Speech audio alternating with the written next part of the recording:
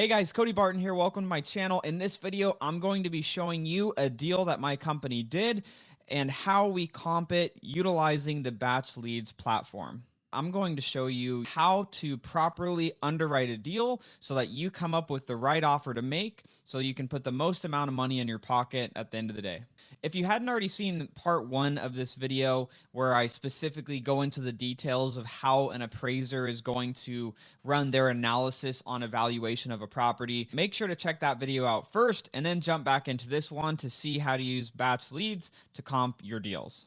I want to reiterate again on how important it is to come up with the right number for the deal that you're going to buy or the deal that you're going to get under contract in the first place and try to sell to another investor. And the way that you're going to come up with this is, again, how appraisers are going to value the property. Because at the end of the day, when that property goes to sell, some bank is typically going to be the one that's financing it, and the appraiser is giving essentially their stamp of approval of whether that is the accurate price or not. So let's dive right in. And if you're not too familiar with Batchleads, I actually took some time and I spent an hour going through the Batchleads entire system setup with a friend of mine out of Utah. So you can check that video out if you need a better understanding of how the heck do I work this Batchleads platform. But for today, let's go ahead and jump right into comping a property. What you're going to do is you're going to select on the list search. This is where you would actually pull the lists if you were going to pull a list of, say, pre-foreclosures or, say, for example, probate. We'll save that for another video, but we're using Mesquite Ave as an example. My company just bought this a few months ago, so we already own it. We've already renovated it. I'll show you guys what the pictures look like before, and then I'll show you what they look like after. So this was the inside.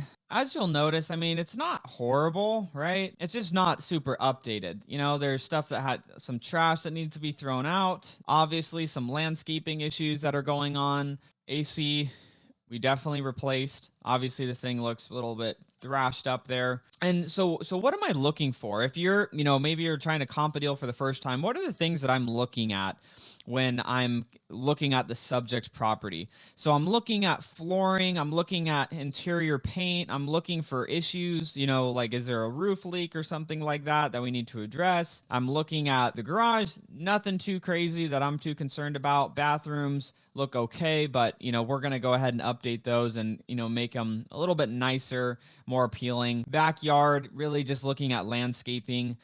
Typically what my company does whenever we do buy properties is when it's going to be a rental, we don't do too much to the landscaping. We like it to be very low maintenance. So we typically just leave rock. Whatever plants are already there, we'll leave. Anything that's dying or on its way to die, we usually just remove. So those obviously, not crazy factors, but those are things that I'm looking at as I'm going through the pictures. Exterior paint, that's something else I'm looking at. This is in an HOA community, a homeowners association. So depending on the state, depending on the market that you're in, some of the communities will require you to paint the property if it's looking super faded and splotchy. This home, we didn't have to. It was already painted within the last few years, so we lucked out on that. But that is something that I'm looking for because that could cost a few $1,000s depending on the size of the home. Just looking for anything that could be of concern. This janky shower they put like floor tile in the shower, which is kind of funny. So obviously that's something we'd have to tear out and make look pretty again. Kitchen, obviously not updated. So when I'm looking at that again, I'm going to probably have to do new countertops. I'm going to do new appliances. I'm probably going to replace some cabinets in here as well. We'll see what we ended up doing on it. Nothing crazy on this property. This is what I would call essentially a cosmetic renovation. This isn't something that is just a massive gut job that you have to redo everything, knock down walls, or anything like that. It's all just cosmetic stuff for the most part here. So this is what the property looked like before we bought it. We're going to go ahead and comp this one together, and then we will decide what this deal should be bought at for it to be a profitable venture, whether it's going to be a wholesale, fix and flip, BRRRR.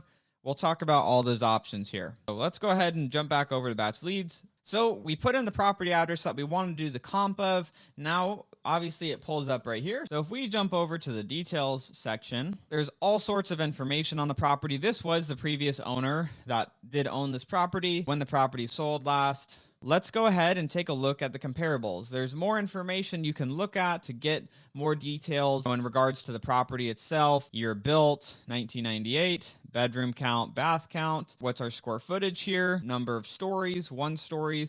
If you watched the video that I put out explaining you want to compare apples to apples, you want to compare single stories to single stories. So that's what we're going to do. As you'll see here, there's a lot of different information that you can be picking apart. Really, there's only a few things that I'm really going to be paying attention to. One is, where the heck is our property? We realize our property's right here. I want to look in the same neighborhood as the subject property, the property that I'm trying to create the comparative analysis around. What I'm going to do is I'm going to draw a square just around the neighborhood of the subject property. Okay, so what we want to do is first comp the neighborhood only that we're in, because again, one of the first things you want to do is make sure you're comparing apples to apples. If you start comparing to properties outside of the neighborhood of the subject property, those could be built by a different builder. They could be different style of homes. The year build could be significantly different. There's a lot of variables. So we want to start in the neighborhood that the property's in. But now there's some other criteria that we want to look at. So if we go to the property class, we want only residential properties, obviously, because we have a residential single family home. Property types, we want to just leave this on single family, but if you can see here, whether you're comping against a townhome, a condo, a mobile or a manufactured home, a row home, whatever type of property that you're going to be comparing this to, you want to select that, because part of comparing apples to apples is the same likeness of property. One other thing that I typically do right off bat is I get rid of the active properties, because I want to see solds. Because in my world, the world that I live in, where I actually am a buyer for properties to fix and flip, to turn into Airbnbs, to turn into rentals, I want to see concrete evidence of what the values are. Active properties, to me, are dreamland. That is a dream of hopefully getting that price. Not to say that they're not going to get the price that they're listed for, but it's not the reality of what a buyer and a seller in this current market has agreed to close escrow at. Sold properties are the concrete evidence of what has really sold. That's going to be my number one thing that I'm looking at. You'll notice I kept pending in here. So the reason I keep pending is I want to see, is there anything trending? Is there a trend of homes starting to sell for less than they were listed for? Or are homes starting to sell for more? Because as I'm not going to make a concrete decision off of a pending property, I am going to use that as a reference of, okay, well, it looks like these properties have sold, and it looks like these properties that are pending are starting to sell for more than they have been, or if they're trending down. Really, that's just giving me an idea of what the heck's going on in this neighborhood, and how can I make the best educated decision on what to contract that at based off of those things. So the next thing that we want to do, you'll notice it automatically has it set for 12 months. Typically, you only want to go back 6 months. The closer to now is better. If you can go back 3 months and there's enough sales, that's great, but we'll go back 6 months and see what type of activity that we have. So within our year built, we typically want to be looking at within 5 years. You can stretch it out to 10 years if you want, but again, you just have to be careful with that if they start to look like totally different style of homes. One of the things you'll notice here is it has the square footage at, plus or minus around 20% of the square footage. I'm going to put about 15, just because I want to make sure there's enough data, there's enough homes for me to comp off of. And if there isn't, I'll get a little bit more flexible. Like maybe I'll go up to 20% bigger, 20% smaller, and then kind of just make some decisions based off of what comes up. Again, located within a mile. If there wasn't any sales in the current neighborhood, I would go out up to a mile to be able to get a better idea of, okay, well, I don't have anything to go off of in the neighborhood. Is there anything anything similar that I can pull off of outside of the neighborhood. But for this case, we just drew a square around the neighborhood, so we're just looking right at the neighborhood and what's currently there now. So lot square footage, because this is just a pretty standard subdivision, there's not really too much variance in the square feet. I'm not going to search it, but if you were going to and you have properties that are a lot of different sizes, you really got to be careful in making sure that you're comparing stuff that's similar, not stuff that's like an acre lot versus your 12,000 square foot lot. So let's go ahead and do a filter here. Scroll down. What you're going to see, the little star here is going to be your subject property, otherwise known as the property that you're trying to establish a value for. And we'll see our 3-bed, 2-bath. We're 1,463 square feet. We're a 5,500 square foot lot. All of these are similar year builds. The lots are a little bit bigger, it looks like, but not by too much. Square footage is a little bit smaller, up to a little bit bigger, give or take within a couple hundred square feet. Now, those are all things that I want to be seeing here. Let's go ahead. I'm going to scroll over here, see if there's anything else that I want to see on this particular property. So pools, none of them have a pool.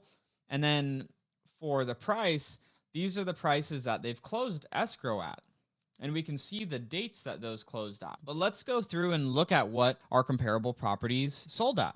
So this one, it looks like it has 23 pictures here on Cardinal Drive. So let's take a look and see what the condition looks like on these. So obviously, we can see this is in better condition than our property is, right? It's not super upgraded, but the countertops look clean, stainless steel appliances, the cabinets look like they're in really good shape. So those are all good things. So now as we are looking through, flooring is nice, but nothing crazy special. Paint looks okay. Bathroom, pretty standard, nothing really upgraded, but it's very clean. I think we can all agree that this is a very clean property. And again, landscape's clean. The backyard wasn't anything special. So this is actually a little bit smaller than our subject property. And so let's keep this in our back pocket of what did this sell for. So let's see. This sold at $392. So okay, that gives us a good idea of if this is a little bit smaller than ours and it wasn't totally remodeled, that gives us an idea of we'd at least probably be able to sell somewhere in the 390s or up to 400. This next one sold at 402, so let's see what this one looks like. And we'll notice here this is a little bit bigger and it has one extra bedroom. But what are we going to adjust for one extra bedroom going from 3 beds to 4 beds? Give or take about $5,000, maybe up to $7,000, but really not that much. It's not going to make a huge difference. But that's where the square footage difference is really probably that extra bedroom. So this looks nice, clean, flooring looks all right, kitchen, stainless steel appliances, granite countertops. It's decently upgraded. It's in good shape. Bathrooms, nothing to get too excited about. But overall, clean, backyard, rocks, just some plants.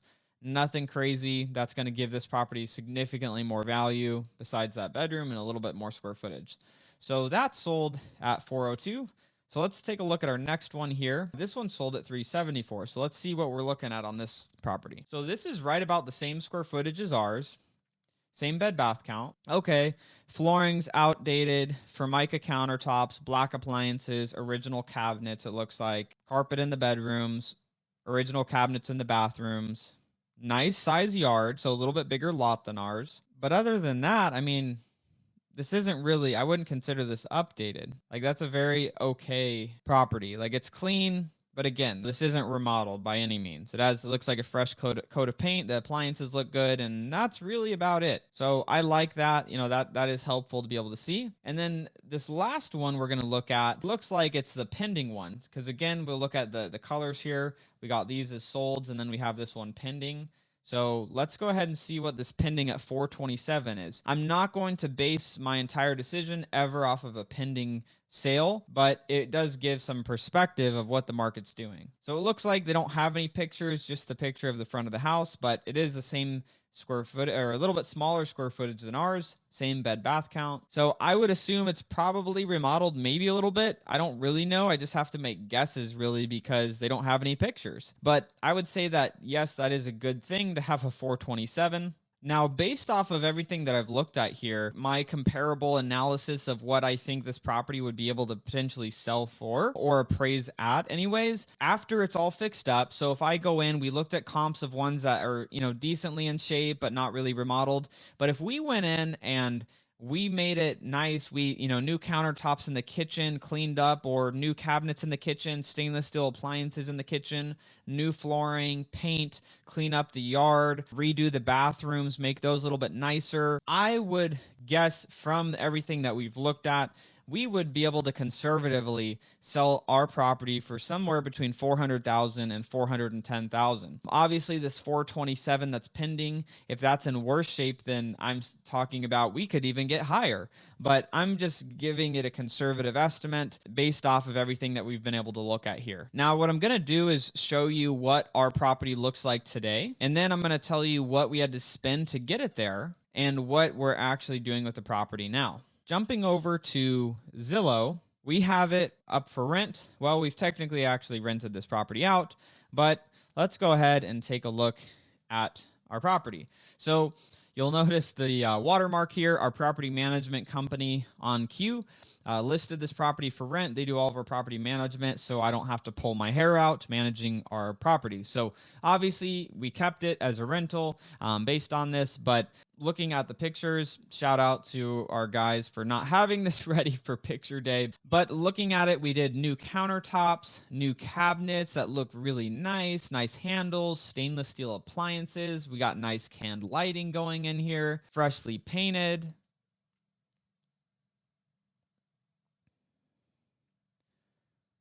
Obviously, a big difference from what you saw at the beginning of this video and the condition. Typically, we do hard flooring in our bedrooms whenever we're going to be renting a property, but we originally were going to fix and flip this, but halfway through the project, we decided we wanted to keep it as a rental, so we already had the carpet done, and that was that. Once the tenants inevitably ruin the carpet, we will end up replacing this with a hard flooring once it gets to that point, but that's what we did with that. So new doors as well, obviously new fixtures. We kept the original windows. Again, nice countertops in the bathrooms, new lighting fixtures, new cabinets, brand new shower in here where they did that weird tile before on there. So overall, cleaned up, backyard. We didn't really do much with. We just cleaned it up, made it look presentable, just kept the rocks and the desert scape that was already back there. And that is our property. So that's what we turned it into from what you saw at the beginning of this video.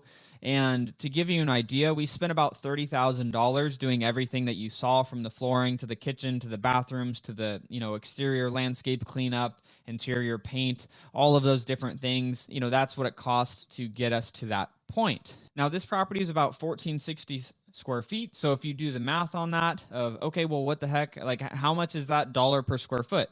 Well, let's do the math. If we spent $30,000 divided by 1460 square feet, we spent about $20 a square foot. So that can kind of give you an idea of what, just a cosmetic remodel is going to be.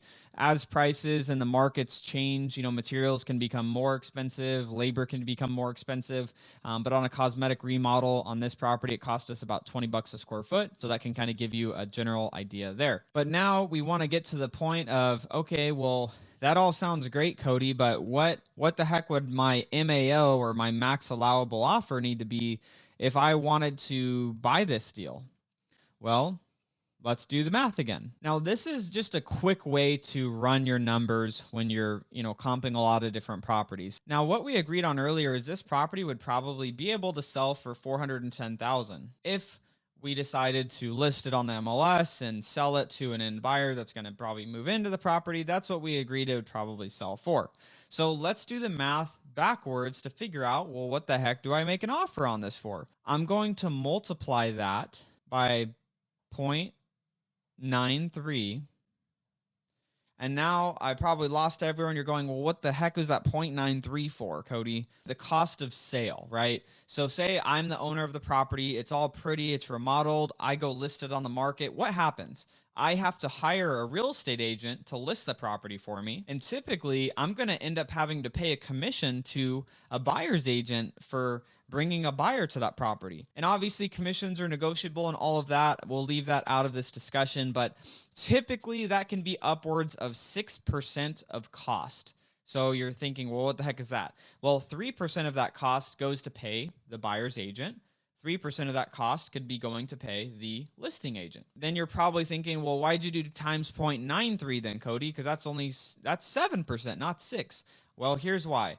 Is because there's other costs associated with selling a property, something called closing costs. You pay, whether you're in a title company state or an attorney state, you're going to pay those fees. And that typically can be around 1%, depending on the state that you're in. Obviously, it can vary a little bit, but a good number to just throw into there is times 0.93.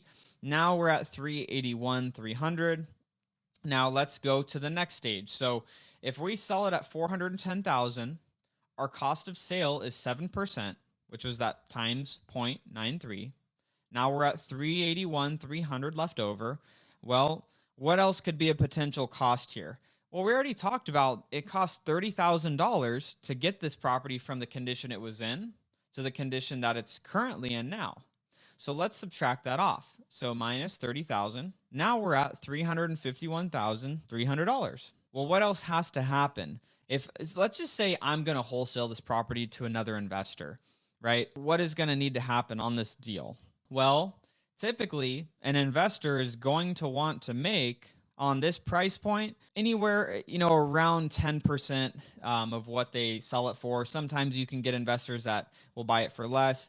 So let's just keep it easy. And let's just say a fix and flipper that I know wants to make $30,000 for this project to be worth their time. Well, what am I going to do? I'm going to now need to subtract the $30,000 that the fix and flipper is going to need to make for them to buy it from me. So now we're at 321,300. We started at 410,000. We did our cost of sale. From there, we subtracted the renovation budget that was going to have to be spent to bring it up to that market condition. And then we had to subtract the cost of, well, somebody that buys this has got to make a profit. They don't buy these to, not make money, right? So we subtracted that 30,000. Now we're at 321,300. So basically what this is going to look like is whoever buys this deal is going to have to buy it probably around 320,000, around 315 to 320,000 for them to be able to make a profit. Let's say I have a buyer that would guaranteed buy it from me for 315,000. What that means for you as a wholesaler is that anything that you get this property under contract for under 315,000 is going to equate to your profit. So let's call our MAO. If you want to make a minimum of $15,000 on a wholesale fee, you're going to need to get this under contract for $300,000. So then you could sell it to another investor for $315,000. So what your max allowable offer would be then $300,000. If you want to make this $15,000 right here. So anything under that obviously is just going to increase what you're going to be able to wholesale that property for and be able to put that money into your pocket. And just for an idea, our team ended up contracting this property at $290,000. So if we would have wholesaled it, we probably could have made 25, 30 grand, but we wanted to keep it originally to fix and flip. We changed our mind halfway through, turned it into a rental property because we wanted to hold on to it. And that's what we decided to do here on this property on Mesquite Ave. If you've never utilized Batchleads before and you're thinking, maybe this is something that you should at least give a shot to start utilizing, whether you want to use it for the comping tool, pulling lists, skip tracing, organizing all of your data. This is definitely the tool to use for that. That's the tool that we use internally. The guys and gals over at Batchleads have graciously given us a link that you guys can use and be able to get access to 5,000 free records that you can begin marketing to any type of distress list that you want. I do have in the description below as well well, the comp cheat sheet that gives you an idea of all of the different things we talked about in this video. And I also have a video where I talk through each of those things on that sheet in more detail, what you want to be adjusting for and how to do it. So you can go ahead and check that video out next. And if you want to see more videos like this, let me know. Happy to do more systems videos and showing you the how-tos to do different things within your real estate business. And if you have any questions about this process that I went through, make sure to go in the comment section below, subscribe, hit that notification bell, and we'll see you in the next video.